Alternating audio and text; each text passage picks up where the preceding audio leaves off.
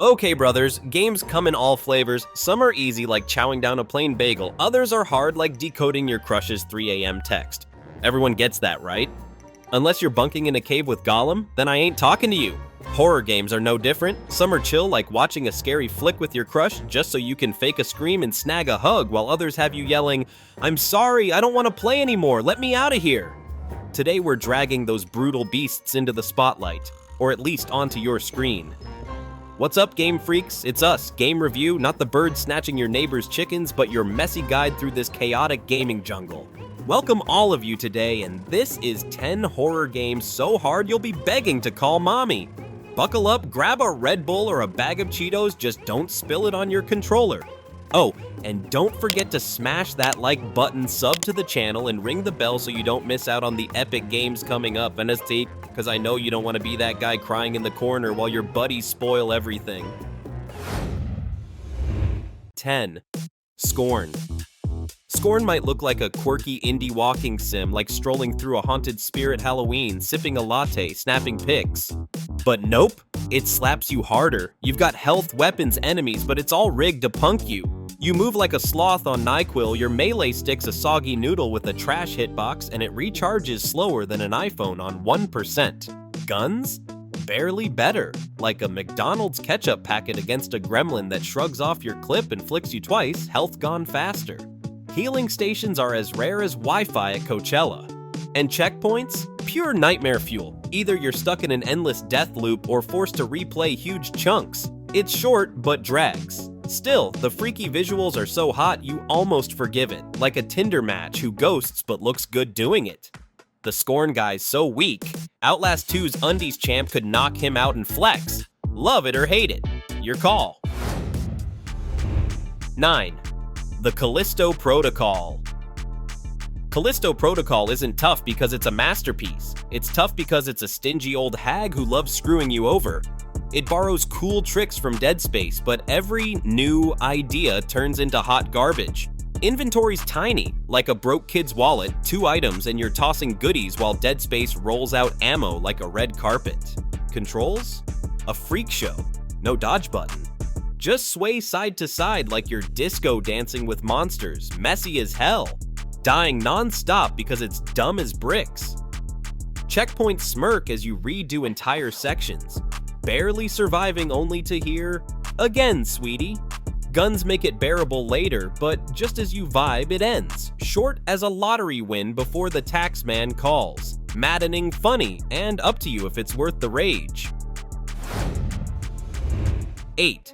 Pathologic OG rolls in at 8, a chaotic, miserable mess.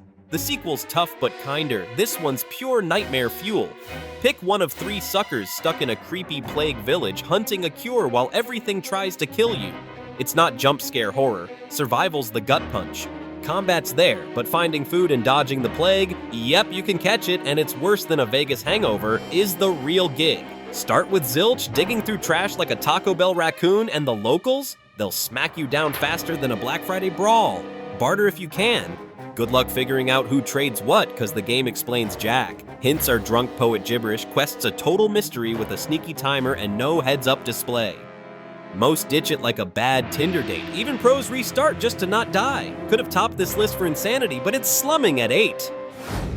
7. The Evil Within one.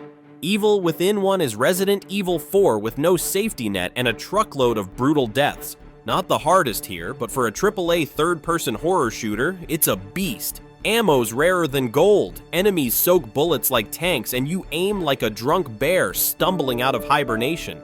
Early on, you're defenseless. Regular foes hurt, but bosses one-shot you, popping up like clingy stalkers. Run?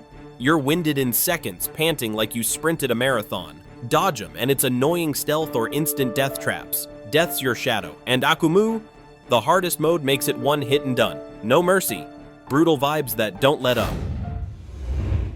6. Visage number 6 is Visage. What makes it tough is its mashup of inspirations. Half Amnesia, The Dark Descent, half playable teaser. It grabs the brutal bits from both. Sanity effects, stalkers, resource management, and mixes in playable teaser's cryptic mess. Figuring out what to do is a constant challenge. Sometimes the goal's clear, but usually progress hides behind near invisible triggers.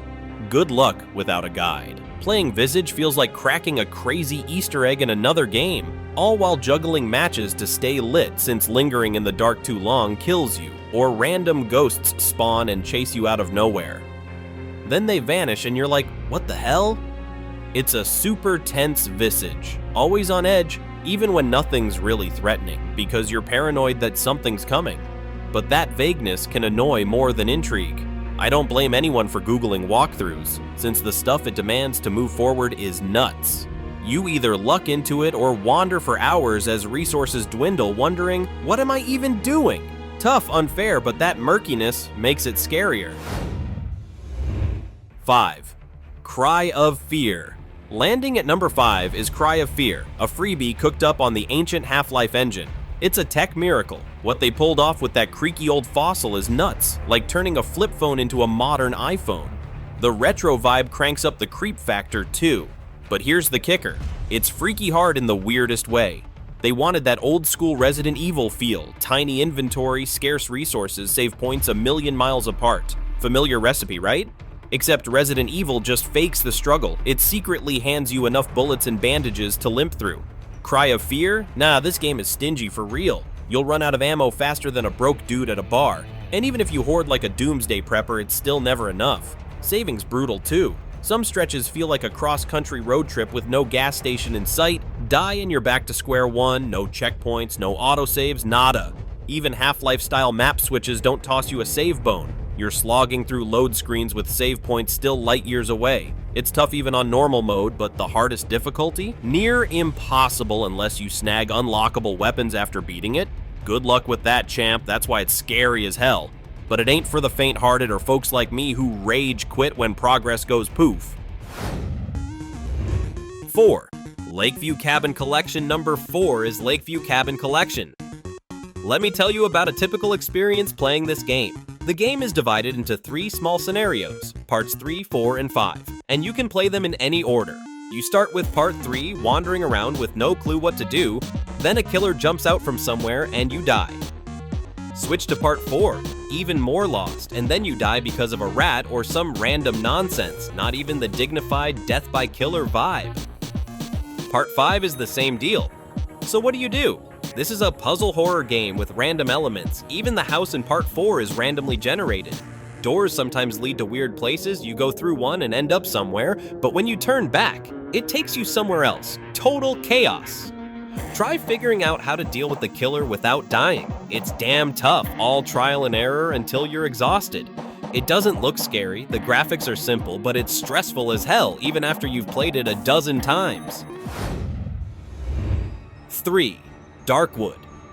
Number 3 is Darkwood. Think a top-down perspective would make it less scary or easier? Big mistake. Darkwood is one of the most unforgiving horror games of all time. Not as brutal as Pathologic, but just as vague. What do? No idea. All you know is that nighttime is pure madness, and if you're not prepared, you're done for.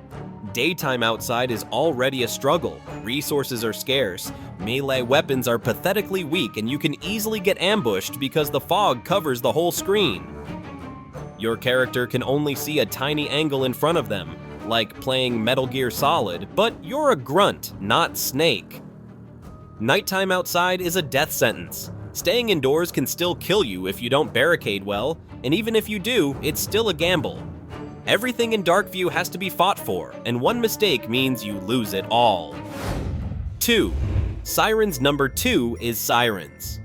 The next work by Keiichiro Toyama after Silent Hill, and it's insanely tough. Not only is it scarier than Silent Hill, but it's also way harder. The story is complex with a large cast of characters and non-linear storytelling. Explaining it is a challenge in itself. You play as multiple characters through short missions, each about 20 minutes long, but they're tense as hell. Pitch black. You can only see 2 steps ahead. The characters suck at fighting. The enemies are immortal, only briefly stunned before you have to run. And they can easily crush you. Your only advantage is sight jacking to see through the enemy's eyes, but it only helps a little. The game gives you just enough tools to defend yourself, but running isn't always the answer, making it stressful as fuck. Alien. Isolation. Kicking off at number 1, we've got Alien Isolation, the obvious champ of this horror game gauntlet. This isn't just a scary game, it's a full-on please I need a break simulator that'll have you questioning your life choices. The star of this nightmare? The alien itself, a relentless killing machine with a personal vendetta against you. It's got one mission: hunt you down and turn you into a cosmic kebab, early, often, and with zero chill. But hold up, it's not a solo act. You've also got humans with itchy trigger fingers and androids that look like they short-circuited mid-therapy session, all itching to ruin your day.